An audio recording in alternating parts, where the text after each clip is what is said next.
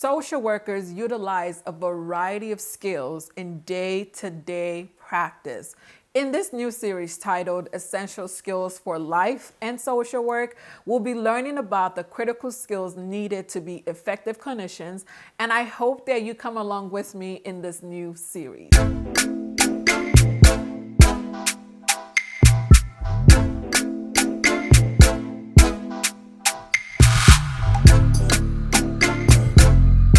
Hello everyone, and welcome back to the Millennial Social Worker channel. My name is Dr. Adija Ogunyemi. This channel is dedicated to social work education, where we explore the diverse and dynamic field of social work. The goal is that viewers like yourself are provided with the knowledge and the skills that you need so that you can make a real difference in the world. Join us as we delve into various social work topics, innovative strategies, and also hear from social workers from around the globe, hear about their inspiring stories. So sit back, relax, and let's learn together. The first skill we will discuss in this new series is communication. While this particular skill will be discussed in the occupational context, it is important for us to note that a lot of its attributes can also be applied to informal settings as well. What is communication? Communication involves expressing, transmitting, or exchanging of information and ideas through writing, speaking, gesturing. In essence, it's the way that we share our thoughts, feelings, and information with other people. It is one of the most important skills in social work, and there are generally 4 types of communication. We have the verbal communication, nonverbal communication, written, and visual communication. So let's unpack the 4 different types of communication, starting with verbal communication. Verbal communication is the process of using spoken language to convey, transfer, or exchange information. It involves the use of words, like I'm doing now, tone, and modulation to express our thoughts, our ideas, and also our emotions.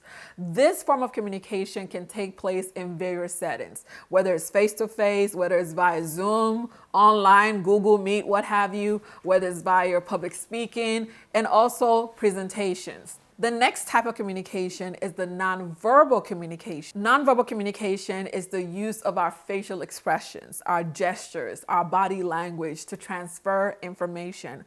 When we communicate nonverbally, we can do so intentionally or unintentionally. Additionally, nonverbal cues such as our body language and our facial expressions complement our verbal communication to convey a particular meaning and also to enhance understanding. And when those two are not in agreement, meaning that our verbal and nonverbal communication are not congruent, then it can cause confusion to the receiver. The third type of communication is written communication. And written communication is the process of sharing information and ideas using physical or electronic mediums, such as, using your pen and paper like the old school way, sending emails, or using instant messaging apps like WhatsApp, what have you. The last type of communication is visual communication. Visual communication involves using pictures, videos, or drawings to transmit information. It is a way of conveying messages and ideas graphically. Visual communication can include using infographics, charts, graphs, diagrams, and other types of visual aid to help express concepts and ideas more effectively.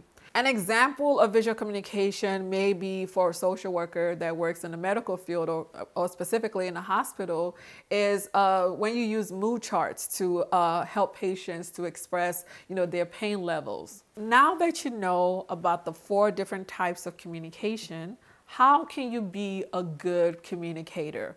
Remember that the goal is not for you to be perfect all the time, but at least be better in how you communicate than you were. Now we'll move into how to be a good communicator. The first thing to consider is your why. What is your why? Identify your why. Whether you're planning to have a meeting, you're in a meeting, having a one-on-one conversation with someone, or you're about to send someone an email, what is your why? Why are you reaching out to this person? What do you hope to accomplish? What do you want to say? Be clear on your why. The next thing to consider is active listening. Be prepared to listen. Active listening means being fully present and attentive to the speaker, confirming understanding with the speaker, and also providing appropriate feedback. We'll talk more about active listening in our next video, but when you're thinking about how to become a good communicator, active listening needs to be a part of it. Another way to become a good communicator is clarity. Be clear. When you're expressing yourself, you need to be mindful of expressing yourself clearly, and it involves using simple language and also structuring your thoughts logically. Does this make sense? If I was receiving this information, would this make sense to me? Be clear. The next thing is to be mindful of your nonverbal communication. As we stated earlier, nonverbal communication can be intentional and unintentional. So you have to be aware of your nonverbal communication, your body language, your facial expressions, your gestures. All of these things convey meaning, and you have to ensure that your nonverbal communication and your verbal communication is consistent. They are consistent with what you're saying. Next up, it's a resource that I think will be valuable to you as you become a good communicator. It's a book called Right to the Point. This book is useful in helping you become a better writer in both formal and also informal settings.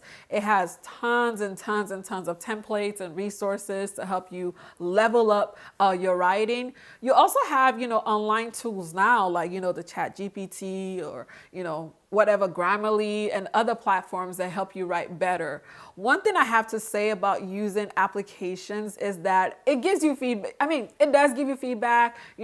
For example, Grammarly. Grammarly gives you feedback on the tone of your message, or whether your message sounds confident, or it sounds warm, or it sounds passive, or it sounds friendly. It gives you that type of feedback. But I have to say that while we have all these different apps and tools out there that can easily write things up for us, it is essential that we hold on to our critical thinking as much as possible.